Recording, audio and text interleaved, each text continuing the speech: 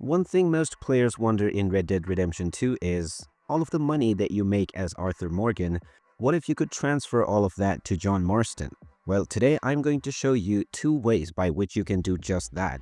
So let's get started right away. Now the first trick is to not sell any of your treasures that you collect as Arthur Morgan. This is because whenever you collect your treasure and sell them to the fence, you get the cash.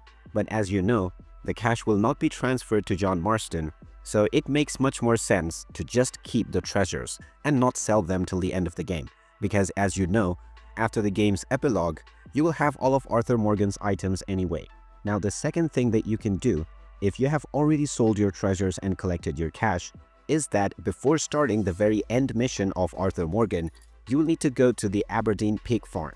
Now everybody knows the old trick of Aberdeen Pig Farm. However, you can use the couple to your advantage and just go and visit them and let them rob you of all of your cash. When all is said and done, don't go back to this place and just finish the mission. After this, once you have access as John Marston, you can go back to this location and deal with them as you wish. And when you loot all of their house, you will find Arthur Morgan's cash as well. And there you have it. That is how you can transfer all of Arthur Morgan's cash to John Marston on Red Dead Redemption 2.